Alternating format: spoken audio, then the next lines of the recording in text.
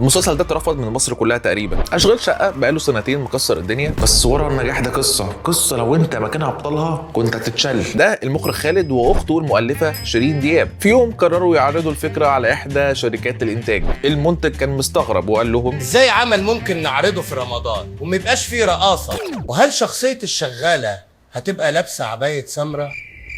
بعد الرفض حصل احباط شديد جدا، بس ما استسلموش وفضلوا 5 سنين يعرضوا الفكره. وكل مره المنتجين لا، ممثلين بيوافقوا على اي عمل لا، واحد معدي في الشارع أنا عايز دور أكبر من كده بعد إذنكم. حتى القطه بتاعتهم.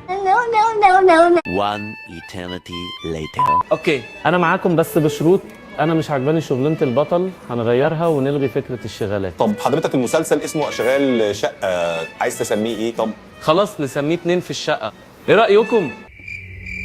هنا بدأ الشك، يمكن هم عندهم حق، يمكن الفكرة دي مش حلوة، يمكن احنا اللي غلط. لدرجة ان خالد وقتها فكر يتنازل عن المسلسل لمخرج تاني. وفي يوم عشوائي هشام ماجد كان في اونجران وماسك موظف عجنه عشان عمل له الشاي سادة بدل ما يعمله بلبن، وبالصدفة خالد كان وسط الخناقة. على فكره يا هشام، عندي فكره مسلسل. بعد ساعات من قراءة السكريبت هشام كان مبهور. هشام بص كده لخالد وقال له المسلسل ده مش هيتعمل غير بإيدك. A few moments later. دخلوا على شركة إنتاج اسمها اي بروديوسرز بكل ود وحب واحترام. الشركة أمنت بالفكرة، أمنت بالمخرج، وأمنت إن الحاجة الحلوة مش لازم تكون مكررة. فمن الآخر لو عندك فكرة امسك فيها لحد آخر لحظة، ربنا بيوقف قدامك الناس الصح في الوقت الصح. مش لازم عبايات يا سيدي، ممكن نجيب رقاصه بس.